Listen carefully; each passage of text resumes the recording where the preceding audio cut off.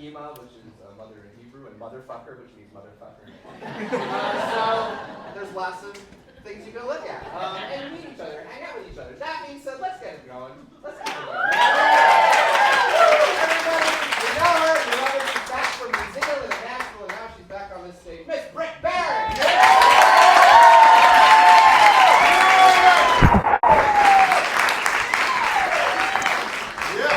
Hello, everyone. How are you doing tonight? Good. Happy Pride Month, everyone.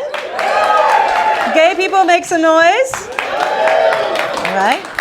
If you didn't make noise, it's okay. There's still time. It's never too late. Okay? It's never too late. The invitation is open. I'm a late in lifer. Okay? I came out late in life, late bloomer. I mostly blame that on growing up in the church, which gave me gaydar so bad I didn't even know I was gay till I was like 30. So there's still time. We're going to have sign-ups right outside the door after the show. We'd love to have you. All are welcome. The thing is, now that I'm out and fully living the gay lifestyle, as I used to call it, I can honestly say, though, that it is kind of amazing. It's really the best thing that ever happened to me, and I 10 out of 10 would recommend. There's a lot of perks to being gay. Number one is, of course, I don't know if you guys know this, you straights, gay people, we actually have sex just for fun. And so, I didn't even know if you know that that's available to eliminate all of the pregnancy scares and all the risk, and it's actually just really fun. And I empathize, because I can't imagine living in a world where like, hey, oh, I had a great time last night. I'll let you know in about a month or so if we accidentally made a person. It sounds terrible. So just it's 2025, be gay. But, it's not all sunshine and rainbows. There's a lot of hard things about being gay, too. It's a weird political climate. There's a lot of homophobia. But like I said, I grew up in the church. And so that doesn't mean I'm immune to it. But the most homophobic things I've ever heard in my life actually came out of my own mouth at some point. And so it's hard to hurt my feelings, okay? Because the call was coming from inside the house. And I think it also makes me kind of hard to cancel, right? Because they pull up an old tweet. They're like, did you see what she tweeted 15 years ago? And they're like, about who? And they're like, herself? I guess we just leave that one alone. But sometimes when I need like a little extra like hope and belief, and I'm like, I just need to remind myself that this isn't a new thing. It's not a new phenomenon that's happening. Gay people have been here since the beginning of time. They're always going to be here. They'll be here forever, right? Woo!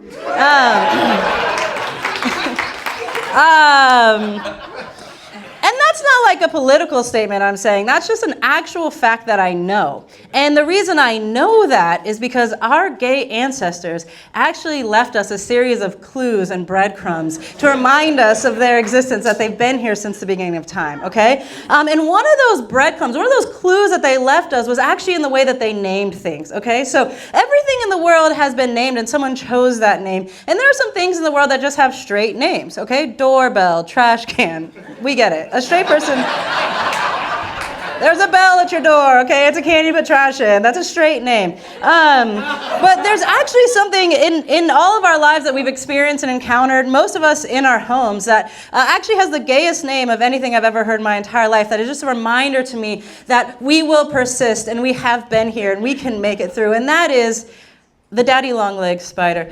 Daddy long legs is the singular proof we need to know that gay people have been here, at least since we named spiders, because there's not a world where a straight person saw that spider and said, I'm going to call you Daddy Long Legs. That didn't happen. And it's a double whammy. They were really thinking this through, because also everyone knows what about the daddy long. It's the most harmless spider. When you see one in your house, at first you have a jump scare and then you're like, is that a, and they're like, it's just a daddy long legs. He won't hurt you. Everyone knows he just wants to be in the corner and mind his own business, okay? So this Pride Month, that's why I'm partnering with Daddy. I'm just kidding. There's straight names, there's gay names. There's also like black names and white names. Okay, we know this, right? When's the last time you met a black girl named Emily? Is there a black girl named Emily here? One time that's gonna happen, and it's gonna be, hasn't happened yet? And there's a lot of there was just a lot of talk growing up, and people would make fun of black names. They'd be like, Shaniqua, LaShonda, those are such weird names. Okay, well, why do white people name each other Dick? Okay? Explain to me how that works. What do you mean your name is Dick? And what do you mean it's short for Richard? Those don't even have all the same letters. How did you even get there? And why are we doing it? And why did you not even make an attempt to differentiate it from the other thing? Why is it spelled the same? It's the exact same word, okay? And it's also really confusing because for years, I thought Dick's Sporting Goods was a gay sex shop. Come to find out, it's just a sports store owned by a guy named Dick. This is incredibly weird. And the last thing I'll say about white people, no, because let's just talk about gentrification for a second. Gentrification, we all know it, okay? We know what it is. We know what it is in terms of like cities. Like I live in a gentrified neighborhood, which means my house was really, really expensive and I hear gunshots sometimes. And we know about gentrification, but when I started to peel back the layers, I realized gentrification, it's not just about neighborhoods. Okay, it's not just about cities, it's not just about houses. Gentrification, it's in white people's language, okay? It's like deep, it's like in the DNA or something. I don't know, it's like the spirit of Christopher Columbus descended and you can't shake it.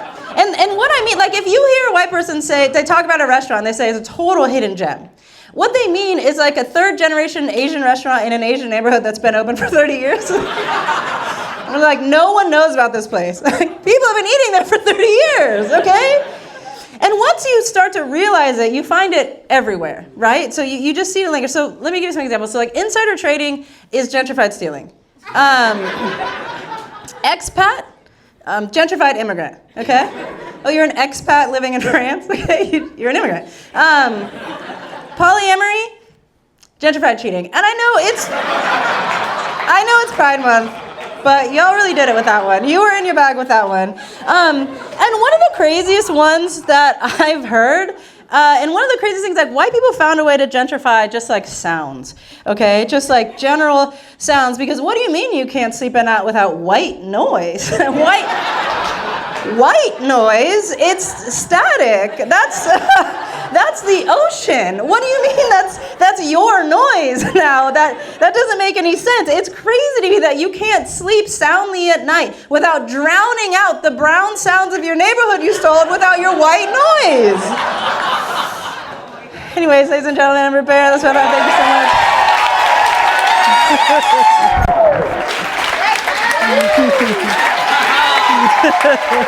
much.